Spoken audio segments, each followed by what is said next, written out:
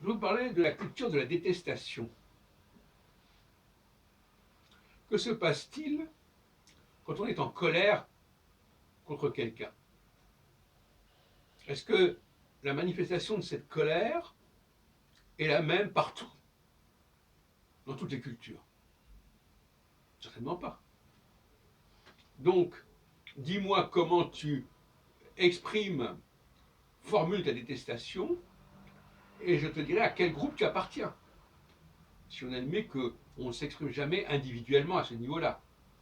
On peut, en tant que chercheur, avoir une expression individuelle, et encore, mais au niveau des comportements moraux, sociaux, on est marqué par une culture, par un milieu. Ce serait ridicule de le nier. Donc, selon la culture, la détestation, considérer l'autre comme un adversaire, comme un ennemi, quelqu'un contre lequel on a des ressentiments, ça ne va pas se manifester de la même manière. Ça peut se manifester de manière courtoise. Par exemple, on ne veut pas parler de la personne, on ne veut pas la rencontrer, et quand on la croise, on l'ignore. Bon, je l'appellerais une détestation soft. On peut dire du mal d'elle derrière son dos, c'est aussi une autre façon de faire.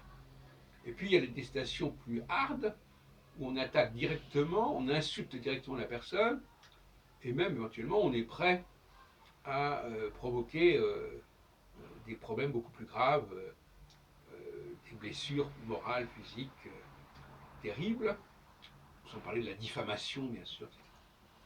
Donc, dès qu'on est dans un processus de détestation, il y a un engrenage qui se met en place qui est lié à toute une programmation culturelle. Et selon moi, selon les milieux d'où on vient, à la fois sociaux mais aussi géographiques, on ne va pas gérer sa détestation de la même manière. Pour certaines personnes, dès que l'autre est détesté, tous les moyens sont bons pour l'atteindre et pour l'écraser. Tout est bon. Il n'y a plus de limite. Dans d'autres cultures, les choses prennent des formes plus modérées, plus raisonnables.